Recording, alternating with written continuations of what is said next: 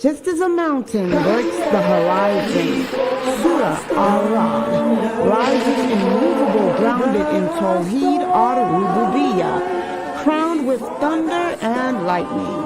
When the believer descends from the heights of this impactful surah, he does not remember the thunder, which is not only a sound, but also a sign.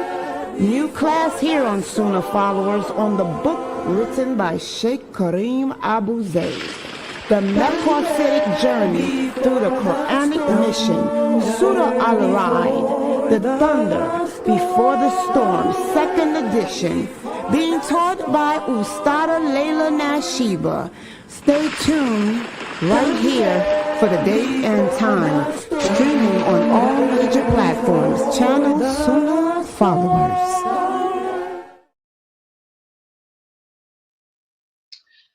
Ina alhamdulillah, wa salat, wa salam ala wa rasulullah. I'd like to welcome everybody to our new class based on the new book put out by Dr. Karim Abuzaid entitled The Thunder Before the Storm. And this is the Mecca tafsir of Surat ar-Raʿd. You have to roll that raw. And raw is heavy, not light. It's heavy. Ar-Raʿd. Okay. And this is based on a magnificent chapter of the Quran where we will be discussing. And we began the introduction of this book yesterday, and we will continue with the introduction today. And I'm not going to keep you guys. So let's get started. For those of you who are watching me on Bigo, please open up a tab.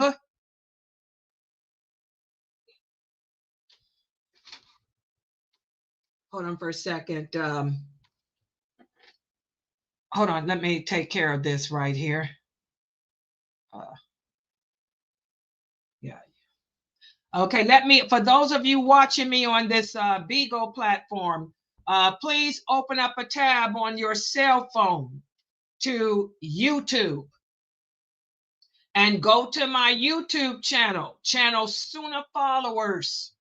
Type Sunnahfollowers just as it's written at the top there, and click on my live stream so that you can see the PowerPoint that I am about to place up on the screen right now, that everyone else who's watching me on the other platforms can see, because this is an online Islamic university and I am an Islamic educator.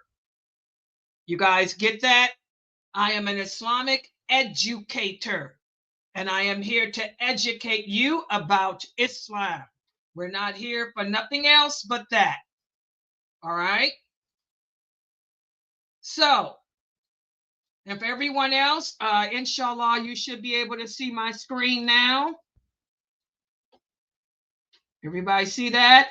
And this is a picture of the book. This is the new book that Dr. Karim Abuzaid has put out, The Thunder Before the Storm. And this is the Mecca. What do I mean when I say Mecca? This is an explanation of the Quran that's a little bit different. It's not the same as what you're going to get from Ibn Kathir's explanation. This explanation, we're going to give you the objective of the verses of the chapter. And we're going to show you, explain to you the meaning of those verses and how they relate to what's happening in the world today. That's the difference. How those verses relate to what's happening in the world today, and how you can come up with goals in your personal life to apply those the meaning of those verses to your personal life to better your situations today. That's being maqasid. That's being maqasid. Okay? This is how we help you to implement the meaning of the Quran into your personal lives. so you can become closer in your relationship with Allah first and foremost, and then become better practicing Muslims. Okay? We're supposed to be distinct over the non-believers. We're not supposed to be like the kuffar. We're not supposed to be like the unbelievers. We're supposed to be better than them. Okay? We're not supposed to take on their mannerisms, their behavior, their attitude, their looks, their speech, their adab or manners. We're supposed to be better than them. We're supposed to be people of dignity, people of humility and balance. All right? And this approach to the Quran will help you to attain that, inshallah. So this is a picture of the book, The Thunder Before the Storm. And that's a picture of Dr. Karim Abuzaid, who's the author of this book and all the other books that I teach here. We're living in the days of the Ruwaybidah. And who are the Ruwaybidah?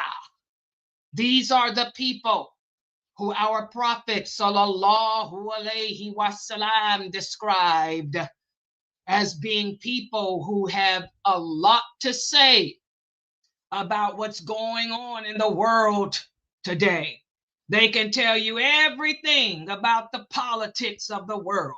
They can talk and talk and talk about everything except Islam. If you were to ask them what are the pillars of Islam, they can't tell you. If you were to ask them what are the pillars of prayer, they don't know. What are the pillars of wudu? They don't know. What are the pillars of the shahada? They don't know.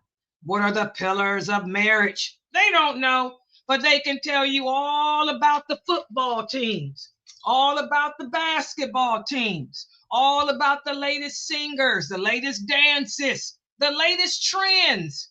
But they don't know the basics of Tawḥīd ar-Rububiyyah, the basics of Islam. But they have a lot to say about other things. Those are the Ruwaybidah.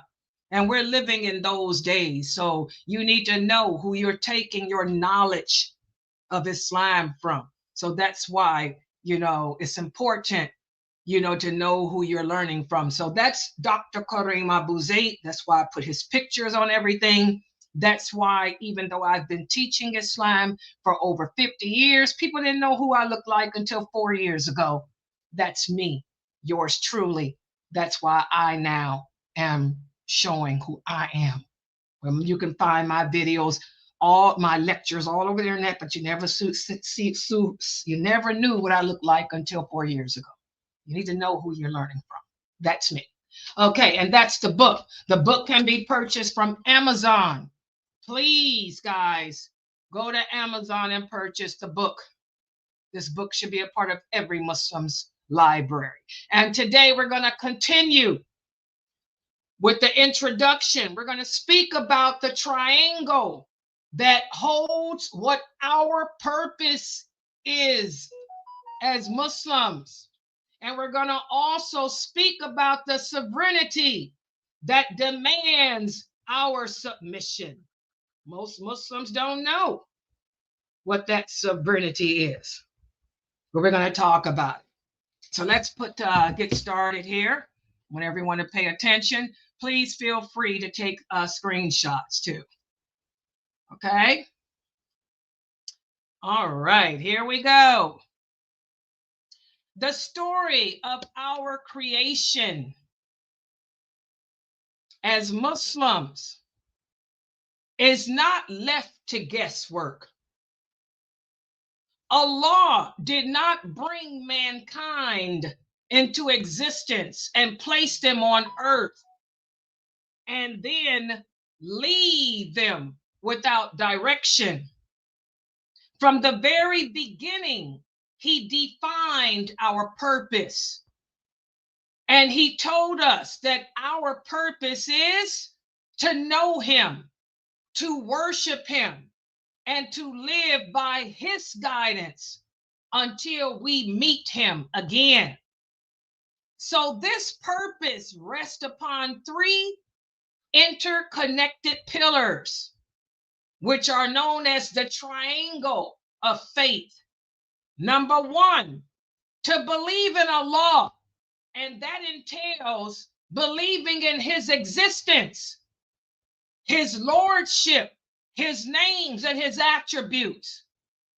To believe in his revelation that he sent to his messengers, the divine guidance sent to lead humanity in truth, and to believe in the hereafter, which entails and includes the certainty of death, the resurrection, judgment, and destiny. And these are not optional beliefs or parallel truths. They are interdependent. If you take away one and the other, then the other two will lose their force. As Muslims, we have to believe in all of these things. You can't just pick and choose which ones to believe in. And also, we have to believe in the hereafter, which includes the certainty of death. Nothing lives forever. We have to believe in the resurrection, the day of judgment, and that also entails destiny. And again, none of this is optional, okay? Again, you remove one, then the others will lose their force, okay? Remove belief in Allah, and then the rest of the triangle has no foundation. Remove belief in the hereafter, and the urgency to live with accountability will vanish. You remove belief in the revelation, and you cut off the living connection between the creator and his creation. So you have to believe in all of these things, every single part, because they all interconnect and they are all interdependent. Without revelation, Allah is reduced to a distant idea, perhaps acknowledged as a creator, but not revered as the one who commands or guides or who loves his servants. And without his guidance, our lives drift from their intended course, and the very reason for our creation becomes obscured. This not only diminishes our reverence towards Allah, but it subtly questions his divine wisdom, as though he would create mankind without providing the clear, preserved guidance needed to fulfill our purpose. Subhanallah. Subhanallah.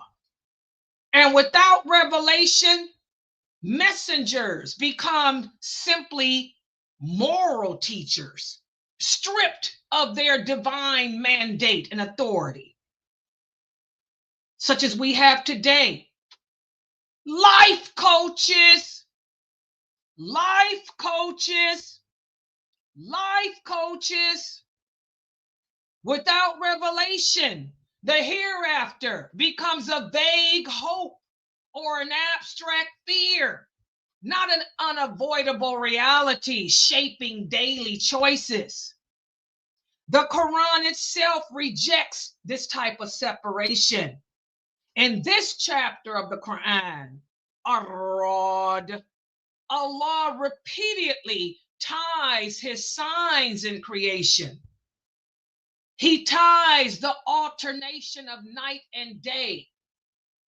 He ties the falling rain and the spread of vegetation to the necessity of obeying the guidance revealed through his messenger, sallallahu alaihi wasallam. The Quran is not just an accessory to faith. It is the central rope that binds recognition of Allah to obedience in action. Again, whatever is in the heart is gonna manifest through the limbs. Without it, the triangle of faith collapses. The purpose is lost and reverence disappears. SubhanAllah. So this book written by Dr. Karim Abuzaid, may Allah bless him, it follows the shape of that triangle. Part 1 of this book will explore the first side of the triangle, which is belief in Allah, better known as Tawḥīd, in all of its dimensions. Part 2 of this book will examine the second side, which is belief in his revelation, with Surat ar-Raʿd as our lens for seeing how Allah defends, defines, and anchors it against every age's doubts. Because again, Islam never changes. The Quran is never outdated, okay? It never gets old. Contrary to what the progressive men and women of today say, we cannot tweak Islam. Have you looked at the shorts I put out today? Mrs. Jones has now become Mrs. Abdullah. Check out the shorts I just put out today. We can tweak the fatwas that the progressive brothers from Texas, I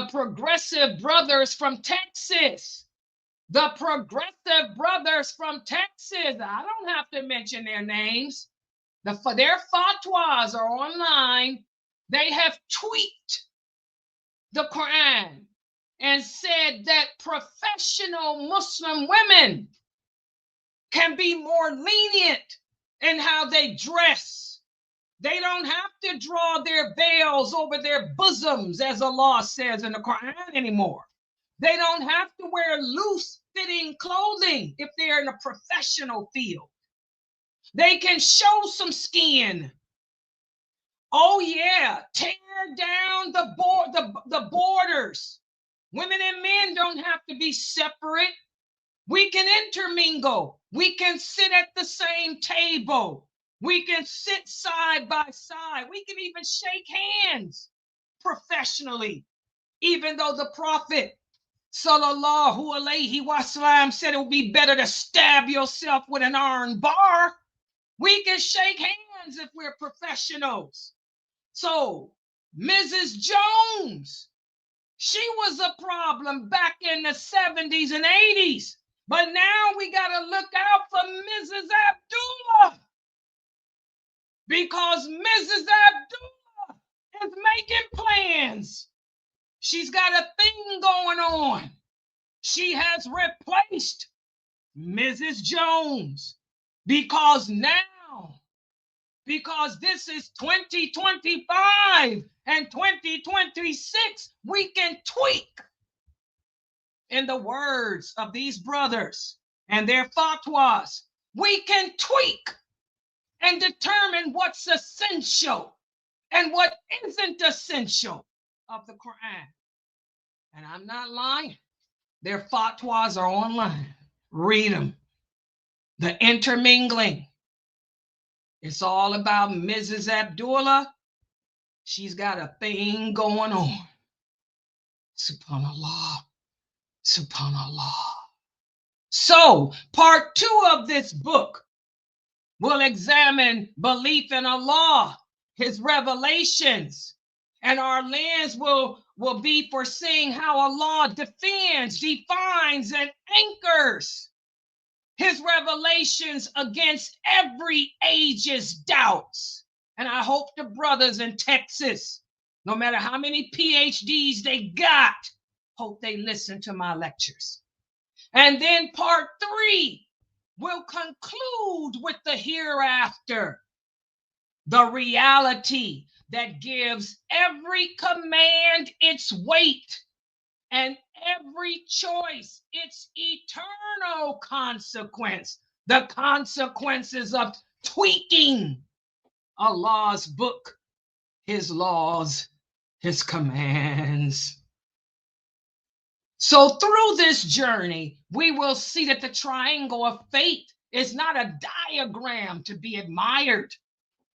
It is the very structure of a believer's life and the measure by which we will stand before Allah on the day of judgment. But a triangle that holds such purpose will never stand unchallenged. From the moment revelation descended, every age has raised its own architects of resistance, working to weaken one side, working to distort another, or to break it entirely. Subhanallah. That triangle has always been under siege. That's what this book is about. Ever since the beginning of time, ever since the time of Prophet Noah, alayhi salam, the triangle has been under attack. Subhanallah. Subhanallah.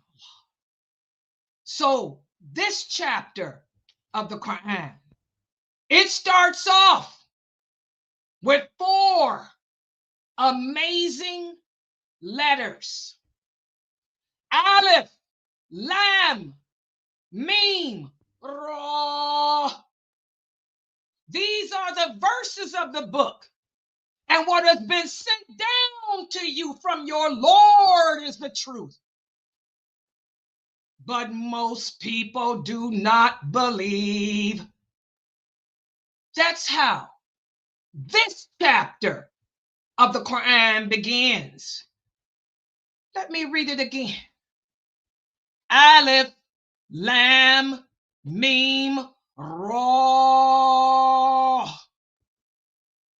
These are the verses of the book. What book? The book of Einstein? The book of your life coach?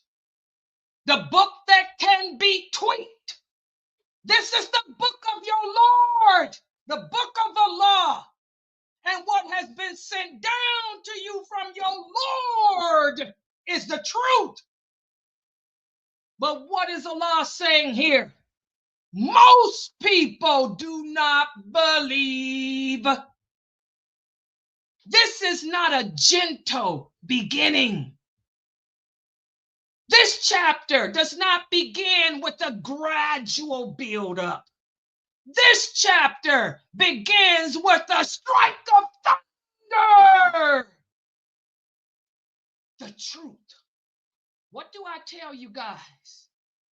The truth is not a bit, the truth is always a bitter pill to swallow. This is the truth. It's revealed from your Lord. Yet the majority of the people who hear those words will reject it. Why? Not because the words are not clear. Not because our Prophet Muhammad sallallahu alayhi wasallam failed to deliver them. They will reject it because the truth demands surrender. The truth demands you to lend it your ears. And surrender threatens those who profit from control, those who profit from corruption, those who profit from moral chaos. People who think that they can tweak the words of Allah. People who think that they can tweak Allah's laws. These are people who profit from control. These are people who profit from corruption. These are the men and women who profit from moral chaos. Are you one of those? Every system that resists Islam is ultimately defending itself against three non-negotiable realities, guys. They're defending themselves against Tawḥīd. And what is Tawḥīd? Allah's sole sovereignty, which shatters man-made power. Oh yeah. Also, they're defending themselves against revelation. And what revelation? Revelation, which is an unalterable source of truth. Nobody likes the truth. I don't care how sweet I make my voice. I don't care how soft and seductive I make it. If it's the truth, it's going to be bitter. It's going to be harsh, and you're not going to want to accept it. Subhanallah.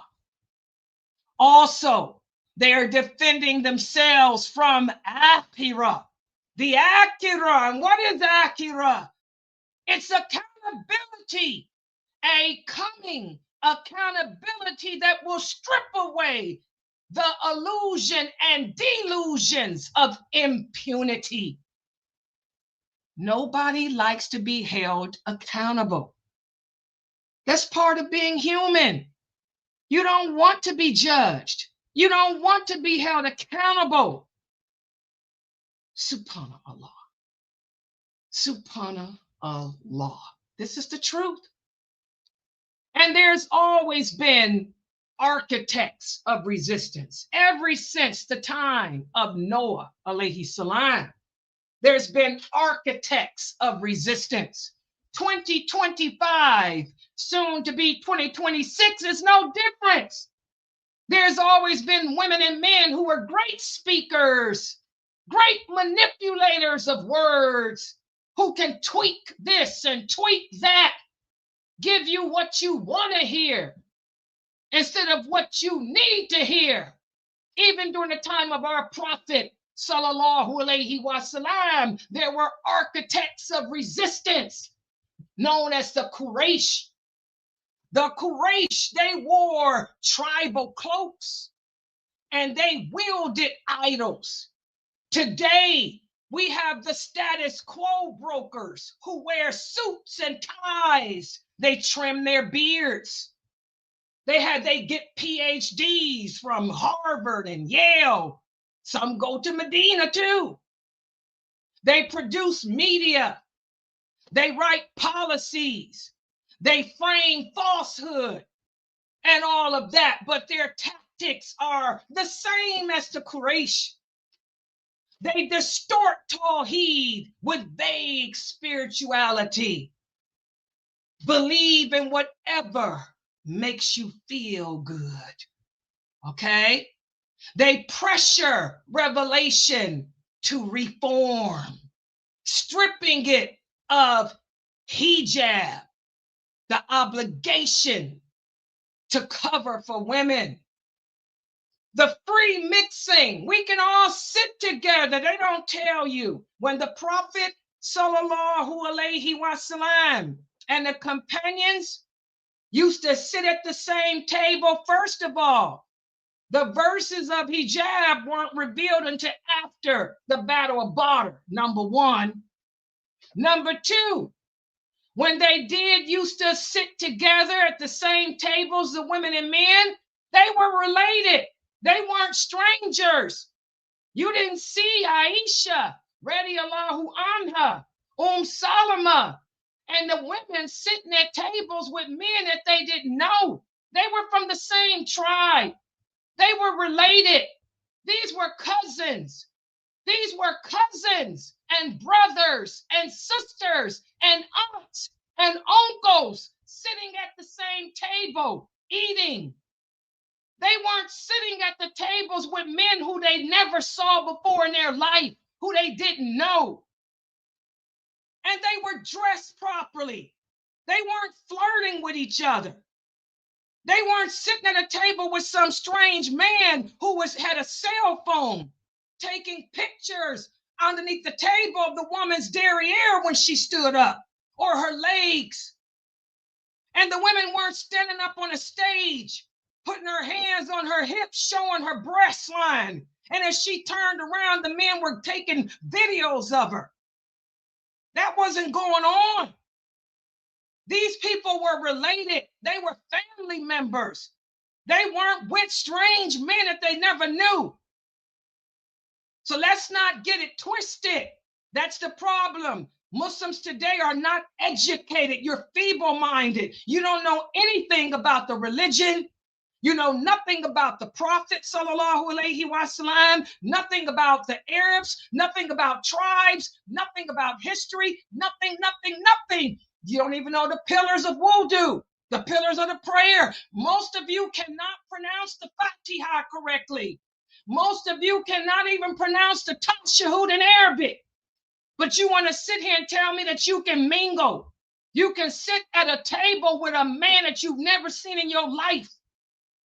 That's not Islam. And you're not even dressed properly. You got your breast sticking out.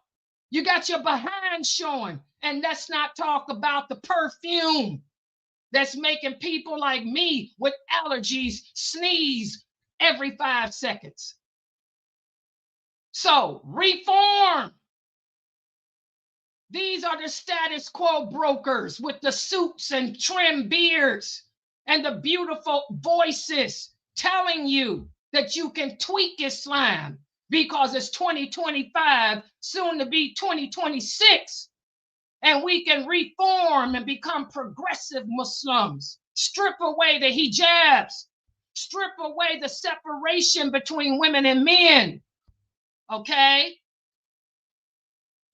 We can dismiss the akhirah, the hereafter. We can make the hereafter a myth.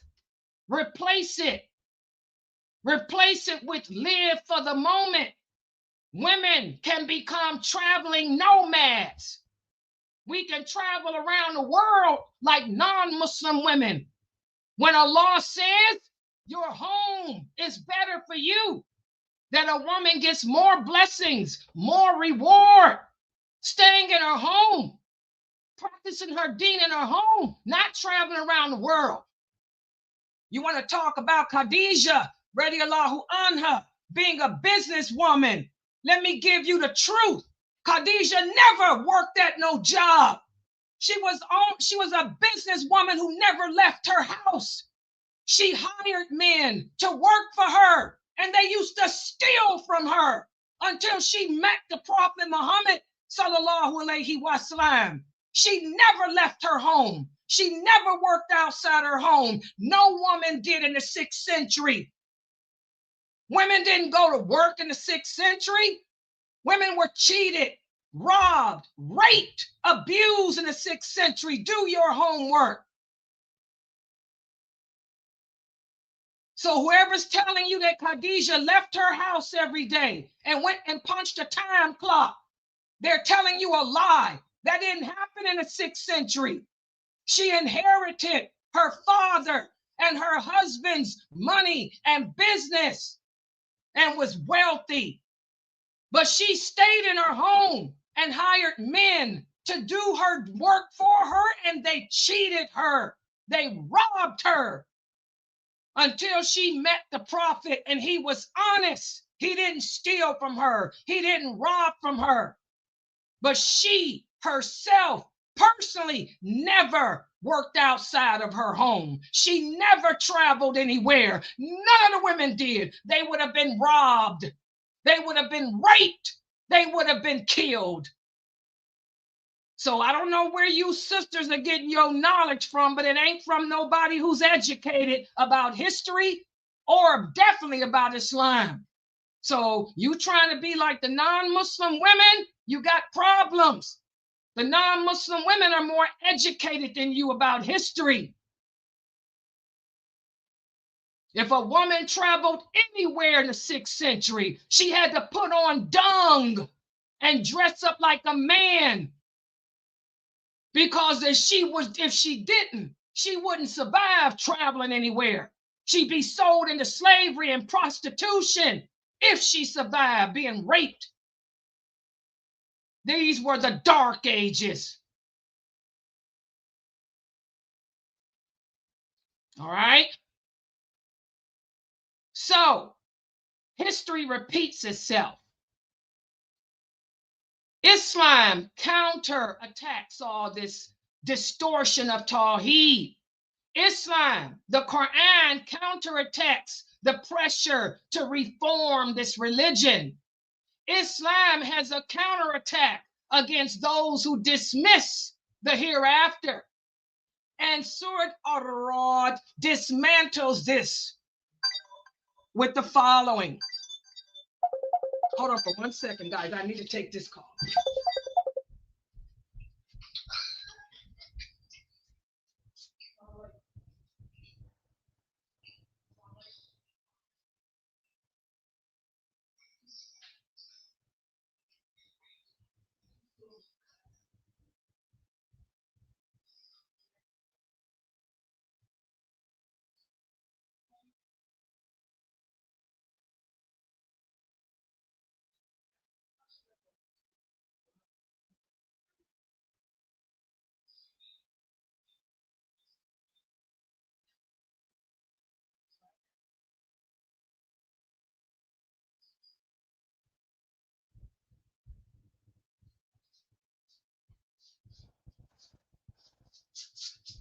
Okay, guys, I'm sorry. Okay, let me send this person I want to send them my link. Hold on. The link to the class. Hold on. Where's YouTube? Give me a second. Link. My YouTube link. Give me a second. I was in my thunder too, guys. Give me a second. Person wants the link to the class. Give me a second. Where's my live? Sunnahfollowers. Wait a minute. Okay, where's my live?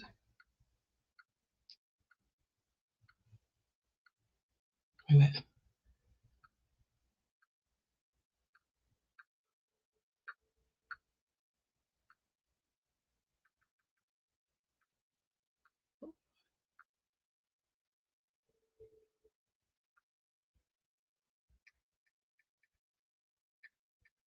Give me a second, guys. I'm trying to send the link. Y'all know I was right in my thunder. Here I am. Give me a second, guys. I'm trying to send the link. Y'all know I was right in my thunder. Found it. How do you do it? What do you do? Just click on it? Wait a minute, hold on. How do you? Okay. How do you do it?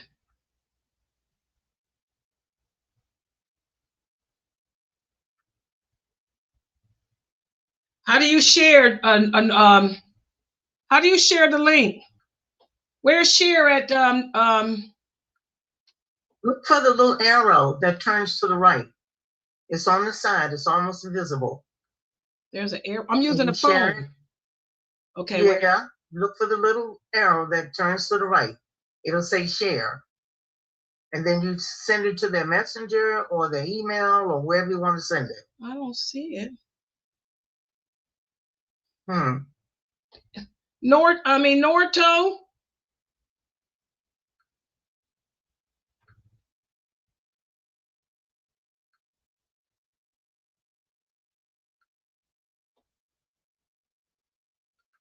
Okay, I got it. Got it. Okay. There it is. Okay. Okay. Okay, everybody here? Okay, let's continue. Okay. So the Quran gives us a strategy. It counters against the people who distort the Tawḥīd, who try to reform it. For example, Surat ar-Raʿd. When people demand for miracles, the Quran itself is a miracle.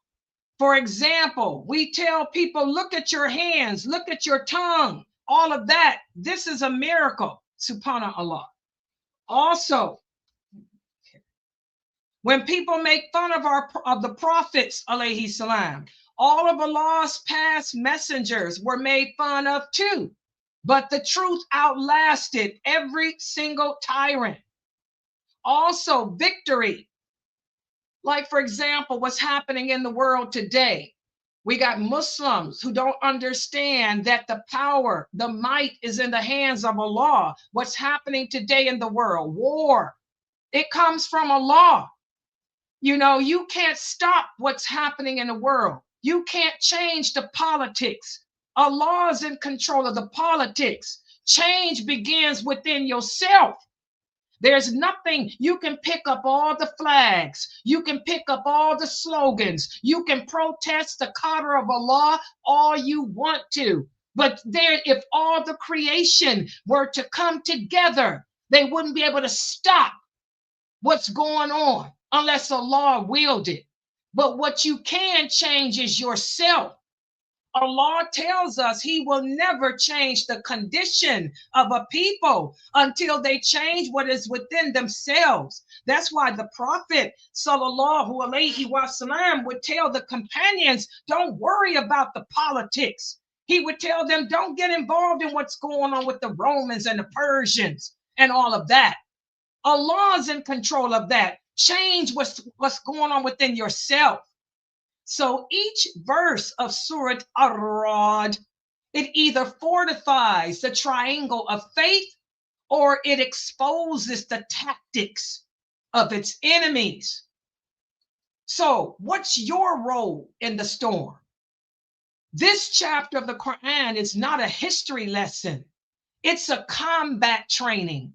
It's combat training for the dawah carrier. It's combat training for you. It's combat training for me. It helps us to recognize ideological warfare when you see it. It teaches you how to respond with clarity, not with compromise. It teaches you to anchor every message in Tawḥīd, in revelation. And it teaches you to keep your focus on the akhirah, the hereafter. Again, thunder is not noise. Thunder is a signal. It's a sign. And if the thunder is the warning, you are the lightning that will follow. So we have to look at ourselves, guys. Look at ourselves. Look at ourselves and ask ourselves, what are we doing as Muslims that we should not be doing? And what are we not doing that we should be doing? And then work on changing what needs to be changed. And so what Dr. Karim Abuzaid has done, he's divided this chapter into 3 interlocking parts. Okay. And the first part, again, will focus on Tawḥīd, affirming Allah's sovereignty over creation and history. Then again, the second part will be the revelation, defending the Quran as the decisive living miracle of Allah. And then the third part will be the hereafter. And by the end, this chapter structure will be clear, its strategy will be visible, and its call will be unmistakable, which will be for us to stand firm in the storm, to guard every side of the triangle of truth. And that's where we're losing it today as Muslims. We're not doing that. And so what I want to do for tonight, right now, and this is going to be real short, I'm just going to give you a brief, very brief explanation of the first anchor in the triangle of faith, which every Muslim should know, but most of you don't. Tawḥīd. Tawḥīd. This chapter of the Quran does not open with an argument for Allah's existence. And neither does the Quran at large open with that.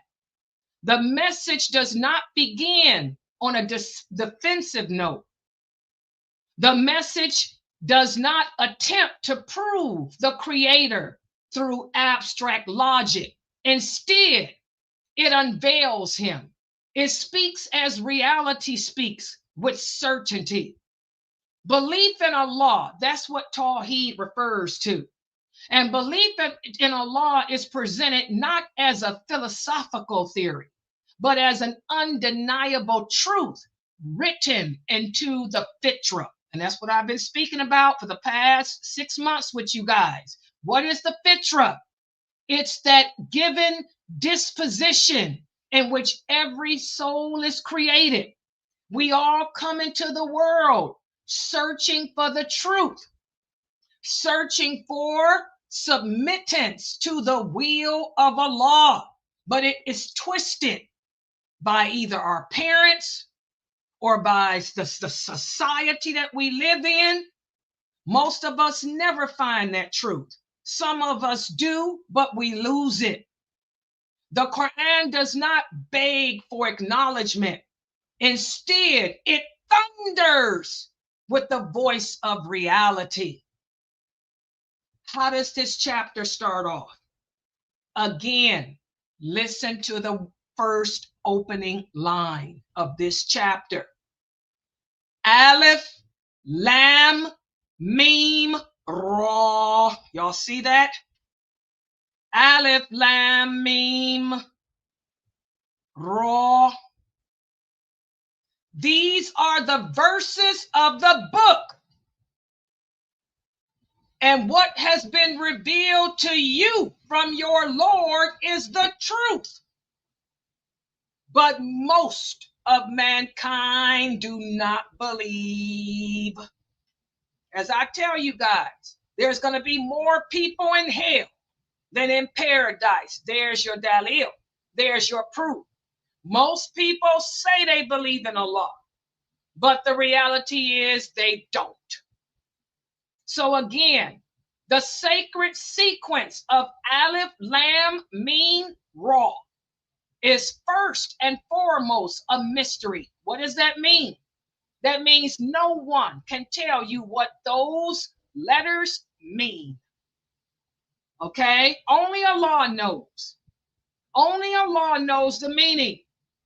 Only Allah knows what He intended by them.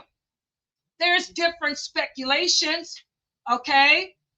Some of the scholars, the early scholars, say that it's a divine call to attention, alerting the listener that something great is about to follow. Some of the scholars say that it's a challenge to the Arabs, reminding them that this Quran is formed from the same letters that they use, but they cannot rival its majesty. And then some of the early scholars say that it's a thematic marker, signaling shifts in style, in audience, or revelation. But the bottom line, only Allah knows the meaning. These opening letters are not decorative ornaments, like some people say. They are the threshold to a courtroom where the judge himself is speaking. What begins with mystery is followed immediately by certainty. The book is not conjecture. It is haqq, meaning absolute truth. And what do I tell you guys? The truth is a bitter pill to swallow. No matter how sweet you make it sound, no matter how seductive you make it sound, it's a bitter pill to swallow. And revelation is not advice.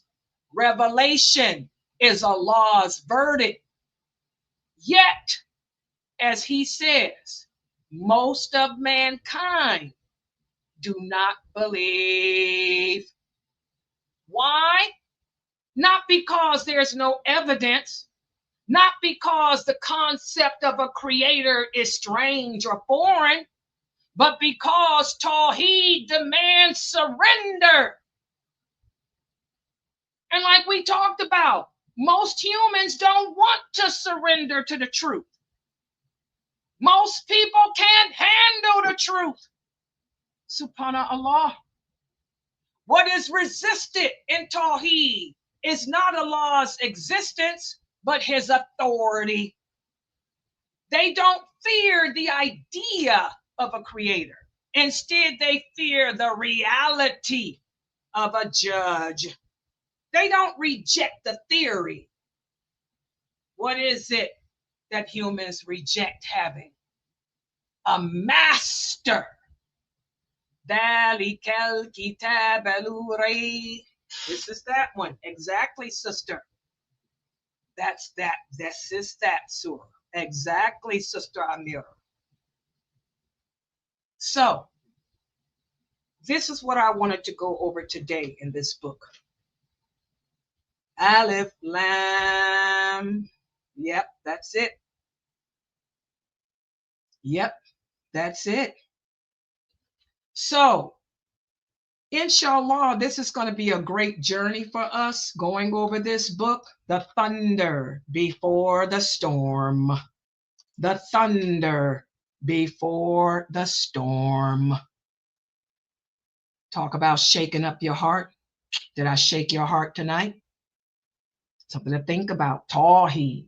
I wanted to cover this book with you guys because we're going to go over some basics. We're going to go over Tawḥīd ar-Rububiyyah, the Lordship of Allah.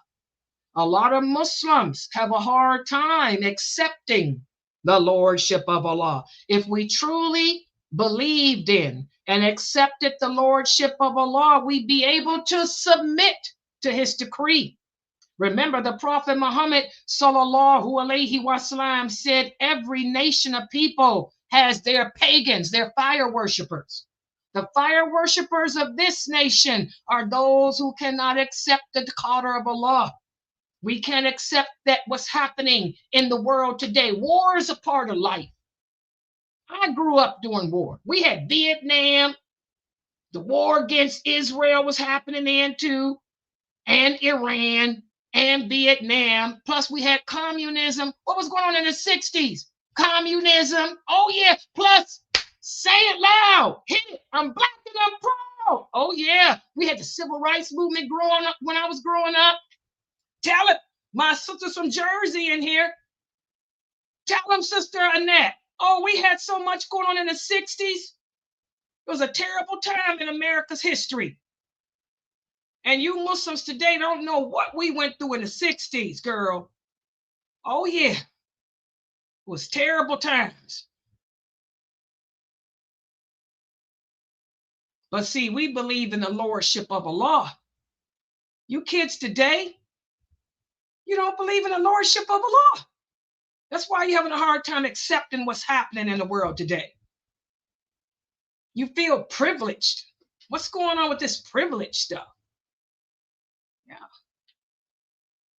Exactly. Okay, any questions or comments? Next week, we're going to continue. Now, next week, we're going to go over chapter 1 of this book. I'm going to give you a quiz over Tawḥīd, over what I talked about today. And then we're going to continue on with the first chapter. I think you guys are going to love this book. I think he did a good job putting this together. The basics. All right, any questions or comments from our Zoom room? Amira, any from yours? And for the sisters in South Africa, any from your Zoom room in South Africa? Anissa?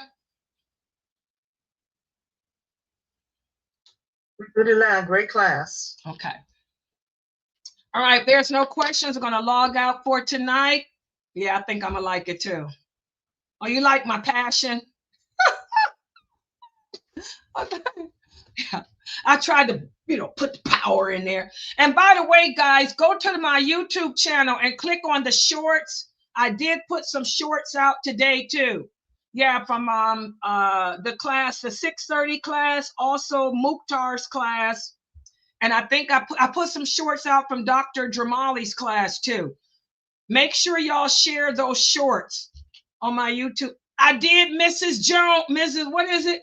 Miss Abdullah. I did the short for Mrs. Abdullah, guys. Where's Layla? Is Layla in there? Latifa. Tiba. Are you in there, Tiba? Yeah, I'm here. I did the 2 shorts on me and Mrs. Abdullah. Oh, okay. I think I saw Mrs. Abdullah. I did the 2 shorts on me and Mrs. Abdullah. I did listen to, but it's the truth, guys. Yeah, I listened to y'all's advice, and I put the 2 shorts out about me and Mrs. Abdullah. That's a darn shame, though, how they tweak those fatwas around. But I hope you sisters know we can never change the laws of Allah. I don't care what these brothers are putting out, these fatwas. You have to draw your hijab over your bosom. Sisters, you cannot change the way Allah's laws because of the time and era. And that intermingling is haram. We can't sit at tables like that. And like I told you guys, the verses of hijab did not even come down until after the Battle of Badr. And when they did come down, they were related. Those were the Prophet sallallahu alaihi wasallam, those companions were from the same tribe. They were relatives. They weren't sitting at the table with strange men. Oh, you like them too, Sister Despin? You like the shorts and the videos? Yeah, I've been putting more shorts out. I just make that stuff up. I don't know where I get that silly stuff from, y'all. Latifah, where'd I get me and Mrs. Jones from? It's a song. I grew up with her. Y'all can blame Tiba. Tiba's 7 years older than me. I learned from her. Tiba's your fault. Yeah, okay. Put it on me if you want. I blame her. She's 7 years older than me. Mm-hmm. It's her fault. Your hard head behind was the leader, even if she was 7 years older than you. Go behind was the fast one. You and Mrs. Jones, you know that's a song. It's like the bed. Mm-hmm. I was the leader. Was I the leader, Tiba? Well, I was new to Islam, you forget, when I met you. So I was totally oblivious to what was going on. It's Aisha's fault. Oh, my mother's in here. You want to put it on each team because he's staying in here to protect us. Oh, my mother's here. You know Aisha don't listen to no songs, so you can't put it on her. My mother is in here. Mama, did you like the class? Salam alaikum, Mom. My mother's in here, Tiba. Alhamdulillah. On the YouTube. Mama, did I do a good job? My mother's in there, y'all. Was the class good, Mom? Friends, no. My mother was listening. Did you? Alhamdulillah. Now she's my best critic. My mother is my best critic. Did I put the passion in there, Mama? Sorry, did she do good or what? Does Susie hear you? Yeah, she typing. You know, she's got to type. Wow. My mother's my best critic, y'all. She said yes, y'all. Look, my mother typed yes.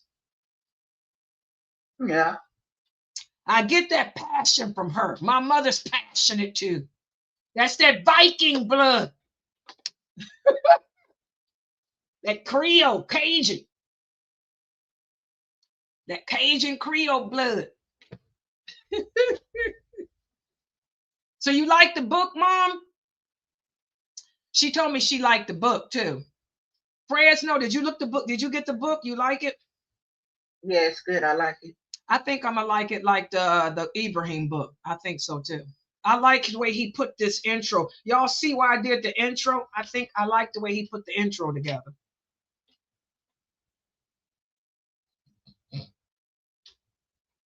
Who is this? Let me ban this person on this other program. Idiot. Yeah, okay, guys. So this class is every Saturday and Sunday. Yeah, I'm gonna try to do a chapter each weekend. Oh, Sister Yasmin, the book. Let me give you the link for the book too. Hold on. Let me give you the link. Yeah, buy the book, guys. Because this book is excellent, and I really like the way that beginning he put really starts off like, whoa. Like, whoa. Yeah, here. This is the link. This is the link to Amazon. Oh, let me put that down there. Can you see it? There's the link. That's the link. Yeah, I blamed Aisha.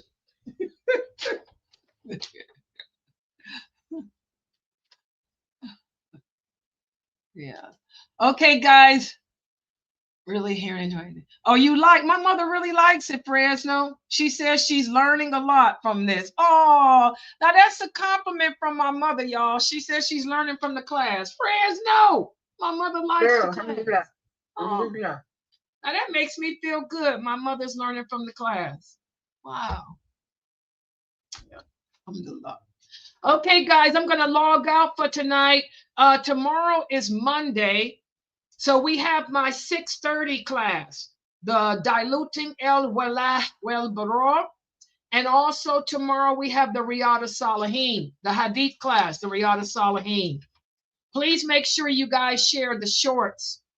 The me and Mrs. Jones, no, me and Mrs. Abdullah. Share those shorts. The friends know, check out my me and Mrs. Abdullah short. Right. I started singing it, girl. I sure did. And I got the other one. You know, they said I'm like Morgan. Did you watch the new Morgan movie? Mm. Girl, I don't even know. It's on Peacock. You know, with the robot chick. Oh. Did you see it? It's good. She turned good, and this one, they brought her back. They rebuilt her because it was a Russian robot. A Russian robot was killing people. So they brought Morgan back and rebuilt her so she could go. And she fought the Russian robot. Girl, yeah, she good. But she did the same. She started singing that song, Once Upon a Time. You know how she does like me. They say I'm like Morgan. I get to singing, then she kill him. They said I remind him of Morgan. You got to watch it, Fresno. I'll probably watch it tonight. Yeah. Oh, you like the short, Fatima? Did you see it? My shorts? Yeah, I put a bunch of the shorts out, guys. Watch all of them. But I didn't do the me and Mrs. Abdullah until Sister Layla. Layla told me, she said, Layla, you got to put out me and Mrs. Abdullah. Because that's what they're doing. With these fatwas, these brothers putting out, telling Muslim women that they can don't have to cover up. They making us turn into the Mrs. Jones. What kind of stuff is that? You know, y'all see the newest fatwa they got out talking about we can have what's that marriage stuff? They got these new marriage contracts out saying that we can have prenuptial agreements. I have never seen such crazy stuff. Just like the Kafirs, prenuptial agreements, and I mean, it's just ridiculous. I've never seen such crazy stuff. Yeah. All right, guys, let me log out for tonight. Subhanakallahumma wa bihamdika ashhadu an la ilaha illa anta. Oh, and by the way, donations. Please donate, guys. I forgot. This is the 16th. Yep. Oh, God, yeah. Fresno, they got to donate. Please donate to support this dawah effort, guys. I done messed us up, too. I hit the wrong button on here for the donations. Yeah, please donate to support this dawah effort. We need donations to cover the next 2 weeks' donations. Yeah, you seen that, Fatima? Yeah, the women are uncut. That's because of the fatwas they put out. They got these fatwas, the Islamic Fiqh Council and AMJA and stuff, saying that a woman don't have to cover up. She don't have to wear loose clothing because she's a professional. First of all, the woman's supposed to be at home. What's this stuff about being a professional? What is this? I mean, I've never seen, these brothers have really, it's just sick. And these brothers, I've lost respect for them. I used to have respect for some of these brothers. I ain't got respect for them no more. It's just ridiculous. They better go home. These women need to go home, take care of their children. All right. Yes, it's crazy. All right, guys. Subhanakallahumma wa bihamdika ashhadu an la ilaha illa anta astaghfiruka wa atubu ilayk. Assalamu alaikum. Have a good night, sisters. Assalamu alaikum, Mom.